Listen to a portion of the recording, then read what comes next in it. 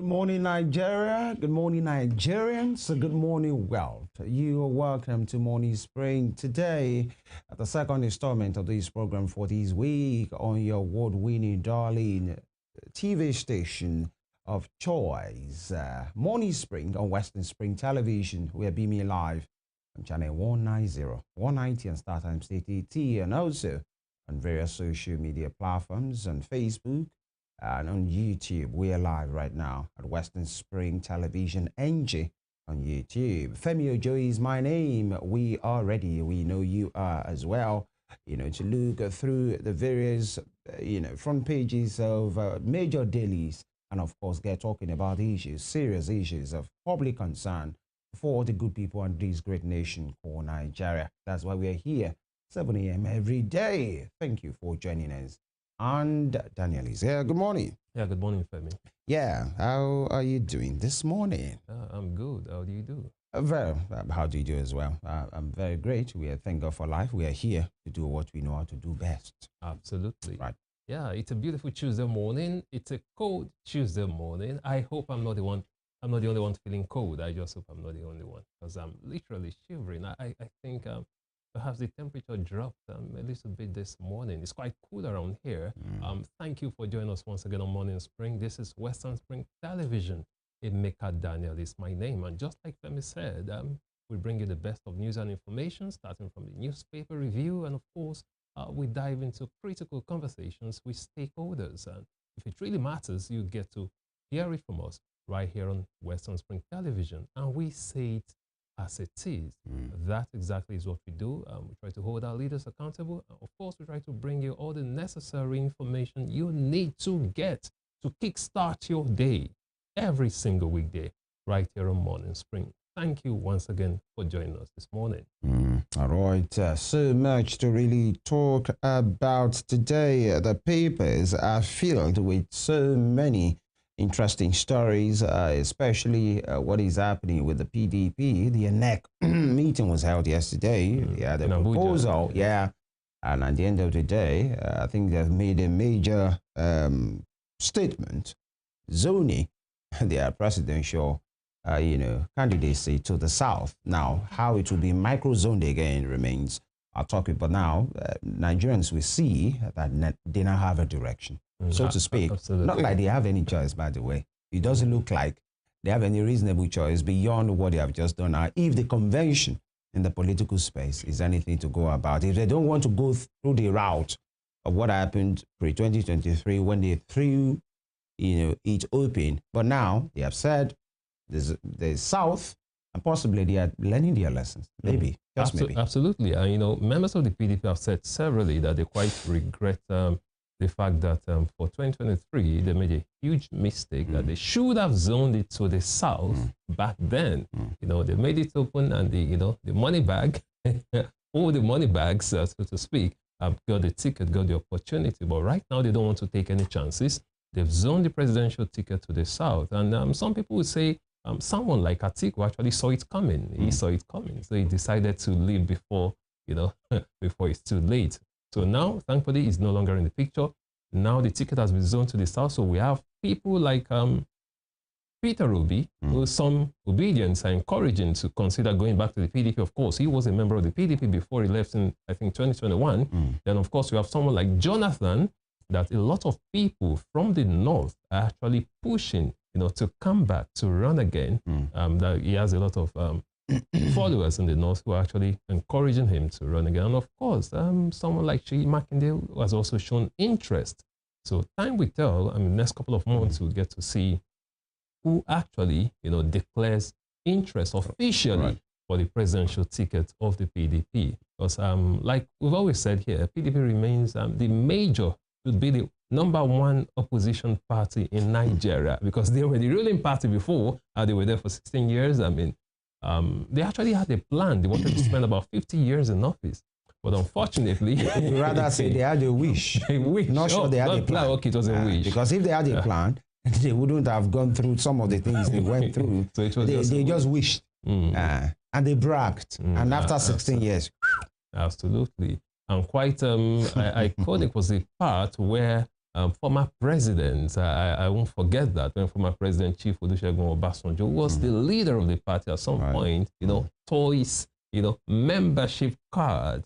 I mean, that was quite significant and prophetic because after that, it just seems as if the party just kept, going, degenerating. Exactly. But let's see if they'll be able to, resuscitate the party once again. They've zoned to the south, so let's see who the ticket goes to, and let's see what they do. And of course, Damagum remains the substantive national chairman. Yeah.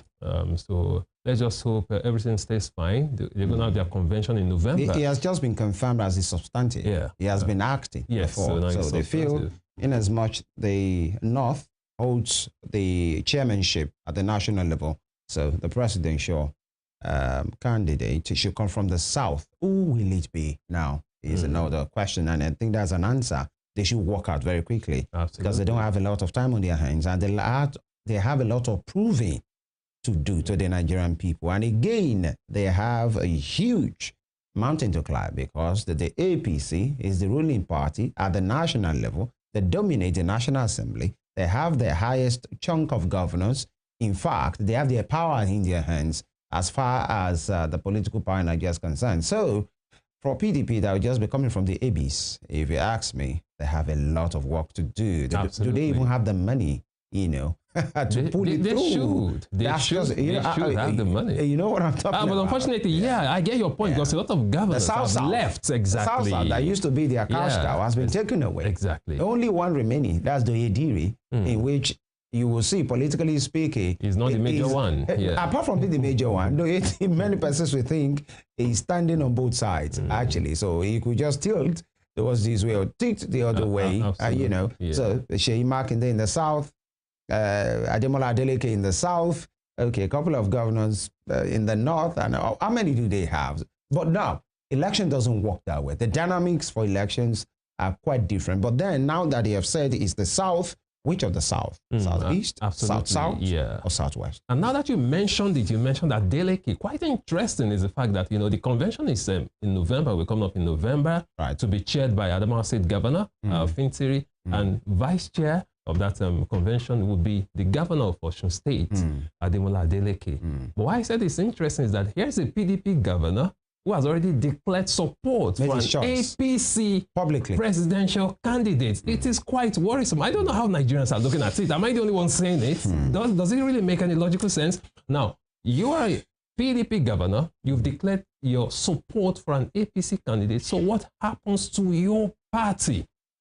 By the time the PDP will hold their convention in November, definitely you'll talk about, having a candidate for the presidency. So what happens? When some governors are already supporting, some governors in the PDP are already supporting the APC presidential candidate.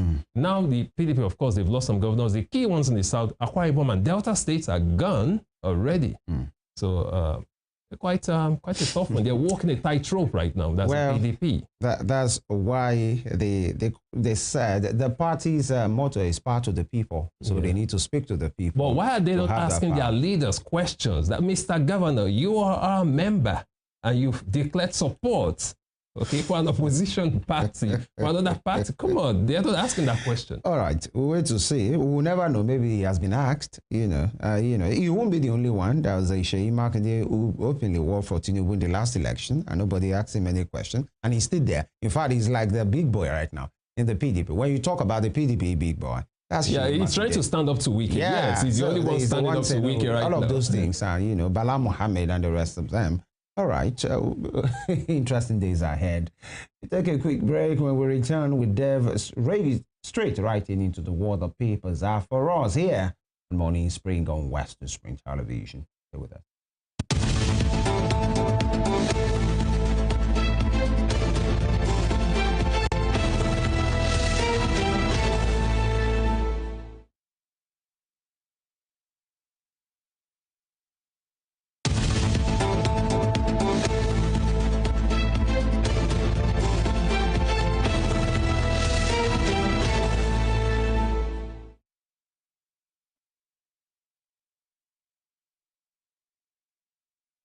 On this day, let's start the newspaper headline segment on the front page of this day newspaper.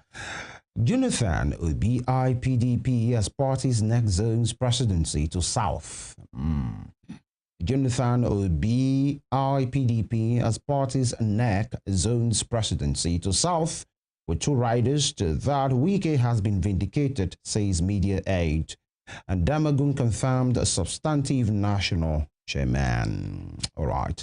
Now, just above that, you have the picture of Nigeria's president, Tinubu, in Brazil, where the president, that's Bola Ahmed Tinubu, is with the president in a one-man shake with President of Brazil, Luiz Lula da Silva, during the president's official state visit to Brazil yesterday. All right, and moving on, in 1 week, INEC's online pre-registration hits 1.379342. I mean, 1,379,342 have pre-registered on NILANC website. And I saw a story saying the two leading states are Lagos and Osun. You know, and for Osun, you can say, okay, why? But then Osun's election is not the next. The next should be another election in November. So, well, we need to do better as a people, because even if you don't agree with the system, you completely lose out when you don't vote. Yeah, that's just the thing. You shall never be part of that conversation when you disenfranchise yourself. Oh, he's not good, he's rigged, blah, blah, blah, none of those things. The moment you don't have a card and you're not able to vote, when Nigerian conversation is being had or held, then you don't have a right to do that. So we should all turn up and do what is right, and don't wait for Nigerians have, I don't know, maybe it's only Nigerians have this thing of always waiting for the deadline, because when they say, oh, jam form is out, the next thing is, when is it closing? Exactly. Something form is out, oh really, when is it closing? So that 2 days before, 3 days before, you people see. It's always like that. I mean, it's always like that. Right from when we were in school, you give a lecturer, we give an assignment. If the lecturer should give 3 weeks or 1 month or 3 months for the assignment, we won't do it. It's but not a last night to submission. And you do a night to submission of the assignment. And in this case, talking about the voting registration thing, and when it's 3 days or 2 days to go, you see people moving all over the place. The rush is huge. The line and the queue will be long, and people will be saying, oh, they are not attending to us. Now that you have almost 1 month to do that, can you please go ahead and do that so that you can move on and be part of the conversation? Now, top strip, NUPLC, Nigeria's crude oil production rose 10% year on year to 1.71 million barrels per day in July. That's from the NUPLC, saying Nigeria's crude oil production has risen 10% to year on year to 1.71 million barrels per day in July, and that NNPC's Ojulari says syndicate exploits security gaps to steal Nigeria's oil. We all know all of these things. So what you are doing about this is the main thing here. And below that, on the foreign scene, such a sad one, Israel strikes kill Reuters, AP, Al Jazeera, other journalists in Gaza. This is one too many attacks. Yeah, I saw that BBC report yesterday. About 5 journalists were killed in that strike. Did you see the video? It was horrific. Those guys were on a particular pedestal. I don't know for what reasons. In fact, the clips were so, gory. You could see them in a particular place, and then all of a sudden, that missile came at them. There was a strike, so while they were trying to respond to that, another one came again. Took them out, all of them. And this is one too many. And this should not be. You can call it hazard of work, but now when it's claiming the lives of those that are reporting whatever is going on, that is not the way it should be. Absolutely. That's not the way it should be. And it's one too many. I think this is the second in the last 2 weeks or so, and it should not be at all. And that will be all from the front page of This Day newspaper. And from This Day newspaper, we go straight to the front page of the Punch newspaper this morning. On the Punch newspaper, 2027 presidency, Makinde, others to fight for PDP tickets. And below that, we have some riders. Party zones 2027 tickets to South. Obi may consider PDP return, say obedience. APC insists opposition will lose in 2027. What do you expect from the APC? Support the opposition? No way. Of course, they are claiming that opposition will lose in 2027. You can read up details of that story on page 2 of the Punch newspaper this morning. Now we have Makinde and others, to fight for the PDP ticket.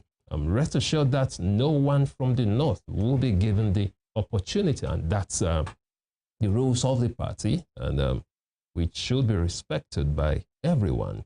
Away from that, still on the front page of the Punch newspaper this morning, 13% derivation fund eases oil-producing states debts by 611 billion naira. 13% derivation fund eases oil-producing states debts by 611 billion naira. You find the story on page 10. NANS vows critical assets shut down over ASU strike threat. That's the National Association of Nigerian Students vows critical assets shut down over ASU strike threat. And of course, ASU is the Academic Staff Union of Universities. You find a story on page 29. External reserves projected to hit $45 billion by year end. External reserves projected to hit $45 billion by year end. You find a story on page 21. Osun, Lagos lead as 1.3 million complete voter card pre-registration. Osun, Lagos lead as 1.3 million complete voter card pre-registration. You find a story on page 3. Right from when the portal was open, a lot of people started. Thousands actually registered within hours. So quite an impressive one for INEC right there. Let's just hope the system works and it works fairly for everyone. Away from that, ECOWAS to raise $2.5 billion for 260,000 man counter-terrorism force. ECOWAS to raise $2.5 billion for 260,000 man counter-terrorism force. This is a good one. If the region is planning to raise a 260,000 man counter-terrorism force to combat terrorism in the region, quite a commendable one. And they're trying to raise $2.5 billion for that. And right in the picture, you can see some ECOWAS leaders right there, and of course some military officers right there, some military leaders in that picture. Away from that, military retirees demand pay raise. National honors. Military retirees demand pay raise. National honors. You can find a story on page 30. Now the military retirees are demanding national honors. I guess you know where that is coming from. Of course. When sports people are getting, honors, we are the Super Falcons, we are the D Tigers. For a 3-week competition. Now they believe we have served Nigeria with our blood. We deserve it. Will you blame them? And I can blame them. Yeah. But some of them have actually been in the front lines of battle, risking their lives. Yeah. And they feel they've done more than, someone who just, kick the ball around, Well, some of them have even lost body parts. Yeah. Some of them are injured, incapacitated. Yes, absolutely. Yeah. Well, I think they deserve whatever they're asking for. So let's just see how it goes. But I know in other places, in other climes, there's a way they reward them when you've, been in military action. You get some medals, you get a cross and different things. So I don't really know how we do honor our own military officers. Now they're asking for national honors. Let's just hope the presidency will look into that. Away from that, still on the front page of the Punch newspaper this morning. Despite FG's promise, Ekiti, Ondo federal roads still impassable. Despite federal government's promise, Ekiti, Ondo federal roads still impassable. You find a story on page 30. The deplorable state of federal roads is quite worrisome. The last time I traveled through Ekiti State, no, it was a harrowing experience. The roads were just terrible. If you want to call it what it is, it's a death trap. Absolutely. If you're moving from Osun to Ekiti and you dare past Jebu-Jesha to that axis that you are going to Ado, my brother. Something else. Something else. But he could tell you. Honestly. There's no way you can go through that road, either with your car, but you will need some maintenance on that car. Is that you will think it's terrible. It was and a everybody nightmare. knows. It was a nightmare. Yeah. I kept asking the driver, are we not done with this patch? And normally that's from, let's say, from Elisha to Ado-Ekiti, at most should not be more than an hour if the roads are good, actually. That's 1 hour 30 minutes. But you might end up using 3 hours. Honestly, yeah. At least 3 hours. It has gotten to a point in which there are travel advisory now on that road. Even from the government, I think maybe from Ekiti State or Joe, I'm not sure, or the federal government, telling you where to pass on those roads. Go through here, come out through here, bend through here before you know what you're talking about. And it's a shame, actually. I don't know. It's not just a shame that has been. We are talking about for years. And there are federal lawmakers there. Exactly. There is a governor there. What are they doing about Whenever Governor Yebanji goes to Abuja, what does he talk about? Actually, because most of them are federal roads. But if a governor is willing, all right, and he knows this is not good for commerce in his state. Absolutely. In fact, as an event person, if you're invited to that place, it's either you charge double or you are just ready to sacrifice like 3 days. That means when you come back, and another 1 day to rest. That is if you come back in one piece. It's as terrible as It's that. quite unfortunate. Yeah, among many other roads. But you see those roads into Ekiti State, they are terrible. Honestly. And everybody knows. Yeah, the federal government should look into that. These roads are more important even than the coastal roads that we are spending billions of dollars on. Yeah. I think they should look closely into this. We are 30 kilometers done into more than 700 kilometers. Oh boy. That will take years to complete. Yeah. Why there are roads begging for immediate attention. Exactly. Quite unfortunate, and they'll tell you, you have to keep voting the party in so that the road will continue. Well, that's the choice of people. They'll be doing 30 kilometers every 2 years, until they complete. So let's just hope let me not go there. That because before Nigerians will stone me. If I wanted to say, let's just hope the party, perhaps if they'll stay there, only God knows how long it will take them to complete that road. If Nigerians keep voting the party into power over and over again. Only God knows how long. Absolutely. Away from that, still on the front page of the Punch newspaper this morning, and I guess it should be the last story from the Punch newspaper. Power generation stuck at 5,500 megawatts as Bayelsa gets regulatory authority. That's right. Power generation stuck at 5,500 megawatts as Bayelsa gets regulatory authority. You can read up that story on page 19. Each time I see the level of power generation in Nigeria, it's I just cringe because it doesn't make any logical sense. If you compare the power we are generating to our population, it's quite worrisome. There was a time I did a study about power generation across Africa, when we have nations in Africa who are generating so much power that they are having 100% power supply. I'm talking about rural areas now, not even the urban centers. Rural areas having 100% power supply. Go to places like Egypt. Nations like Egypt, nations like Tunisia, Morocco, South Africa, these guys are doing so well. So what is wrong with Nigeria? What we are generating in Nigeria is not even enough to power a mega city like Lagos, 100%, 24 hours. It doesn't make any sense. It doesn't make any sense. And that'll be all from the front page of the Punch newspaper this morning. All right, from the front page, that paper will move to the Daily Times for today. Daily Times. PDP zones 2027 presidential ticket to South, confirms Damagum chairman. And APC to PDP governance, you failed yourselves, party and citizens. APC to PDP governance, you failed yourself, party, citizens, from one governor to the other across the divide. And Tinubu Aviation Minister signed landmark BASA agreement in Brazil. Right, and named DG6 Climate Smart PPP to end agro-infrastructure development risk. And WHO, 47 African countries kick off Health Ministers Regional Forum. We hope they come out of that meeting with, workable plans and policies and go ahead to implement whatever they talk about. It's not just about a meeting and talking. Nigeria's oil reforms attract $8 billion. Project set benchmark for Africa. AEC and top strip.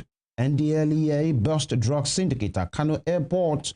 And NNPCL nears 100% pipeline efficiency. Group CEO, NNPCL nears 100% pipeline efficiency, whatever that means. That will be all from the Daily Times newspaper.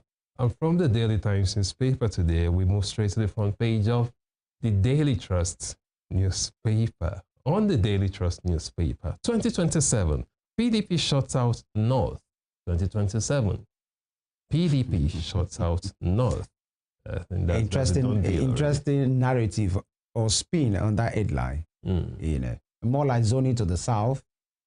That headline is screaming, shut out the North. Exactly, as if they're being marginalized.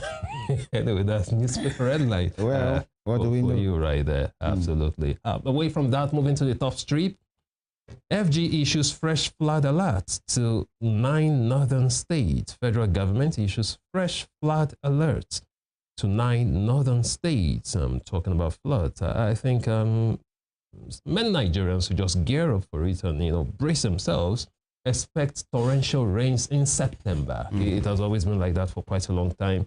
September is coming and the rains might just be, something else. So we should be prepared for that. And I just hope the emergency agencies are doing the right thing, are taking proactive steps, not waiting for the floods to come. They should be taking proactive steps. Well, well, if you're not evacuating people, you're just telling them there'll be flooding, and these people have no means to relocate them. Exactly. What should they do? Yeah. What should they do? And they start from the place of sensitization and education. Let them know why they have to move and why you are doing that, and speak to them in the language they understand, in Buhari's words. The language they really understand. Why you are doing that, provide a makeshift, space and accommodation for them with welfare, ready-made. We know this thing is going to happen. So whatever food they need, get it ready, the water, the shelter, whatever. These things are not that, you don't really need a soothsayer to tell you. Most likely it will happen. So prepare ahead, tell them, inform them, then tell them in the meantime, we have a space and we are ready. Nurses, doctors, security, and people of good conscience, because you can have all of those things and people can still mess it up. Absolutely. But unfortunately here, we wait for it to happen. After it happens, then they will now start. And there are casualties. They will now form a committee to start investigate what happens. Exactly. And then funds will be allocated all of a sudden, and then NEMA is called up, or SEMA, or whatever state emergency, management authority is called up. Politicians will come with their barbaric gas, speak English. The cameraman will go there and rinse and repeat. You are waiting for the next place that will happen. We should do better. Absolutely, we should do better. Away from that, still on the front page of the Daily Trust newspaper this morning. ECOWAS to raise 260,000 counter-terrorism brigades. ECOWAS to raise 260,000 counter-terrorism brigades. And beside that, we have another story. Residents flee as bandits attack Niger, Kwara. Residents flee as bandits attack Niger, Kwara. You can read of that story on page 5. And moving towards the bottom strip now, how drug syndicate framed 3 Nigerians detained in Saudi Arabia. How drug syndicate framed 3 Nigerians detained in Saudi Arabia. I just do hope for the sake of those Nigerians that they do get justice, because if they were framed, Saudi Arabia is a place where they don't joke with drug trafficking. They don't take it lightly at all. Let's just hope that if they are innocent, they get their freedom as soon as possible. Away from that, World Hausa Day celebration holds today. World Hausa Day celebration holds today. Quite interesting. I can read of that story on page 34. I was trying to hold back my laughter just before I moved to the front page of the Punch of the Daily Trust newspaper. Talking about Nigerian languages, Hausa language is one language I would definitely love to learn. I love the sound. It sounds musical to my ears. I love the sound of Hausa language. Then another language just came to my mind, which apologies, I mean no disrespect, which is the Calabar language. I told myself if I should learn this language, I would never, because I won't I won't take it serious. That's the problem. Because that one sounds comical to me. You know, I said the Hausa language sounds musical. But the Calabar language, there was a time, you know, I had some neighbors, and I couldn't just learn it because each time I tried to learn it, I would just be laughing. I just kept laughing because it sounded so much comical to me. But today is World Hausa Day, and congratulations to all the Hausas, and a great tribe, you say. And how exactly do they intend to celebrate World Hausa Day? You might want to find out. Away from that, still on the front page of the Daily Trust newspaper this morning, Ulama, others play FG Israel deal amid heightened Gaza attacks. Ulama, others play FG Israel deal amid heightened Gaza attacks. And finally, from the front page of the Daily Trust newspaper this morning, Osun leads as 1.3 million voters register in 1 week. Osun leads as 1.3 million voters register in 1 week. You can read up that story on page 15. And that'll be all from the front page of the Daily Trust newspaper this morning. That also brings us to a conclusion of the newspaper review segment of the show this morning. We'll take a quick break, and when we return, we look into some critical matters. Join us again.